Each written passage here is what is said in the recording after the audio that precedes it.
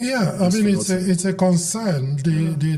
One of the bigger concerns is that we tend to focus more on politics than we do on governance. Yes. And politics is the process through which you acquire power.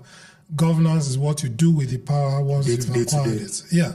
So, the pastime in Nigeria, like the pastime in the UK is talking about the weather, in Nigeria is the politics. That's what everybody focuses on.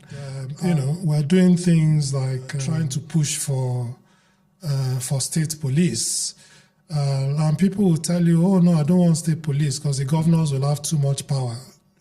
And if you had to choose between the governor being an emperor and your child being kidnapped from school, or your child cannot go to school, which would you choose? They will say, I'd rather choose for the governor not to have power. And you think, okay, so this is what we are facing, right? This is what we are facing. So we focus too much on politics. It's very, very important. Politics shapes everything. Yes. Politics shapes our lives. Our lives, it shapes our business. It shapes everything.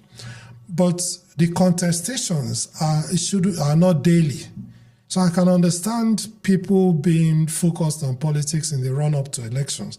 But once the elections are over, we should then sit down and say, okay, so how are we going to govern this country over the next 3.5 years? Let's say the final 6 months will be for politics. We don't tend to focus on that at all. It's always about, this person is my person, they must be there, they must get another term.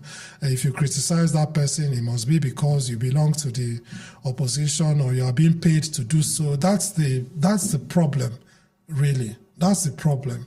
You hardly get people think, okay, so this thing is affecting my life negatively. So what are we going to do about it? So, I've been in the UK now for nearly a month. I go running every morning, which I enjoy doing in Abuja. I can't run in Abuja anymore for fear of being kidnapped.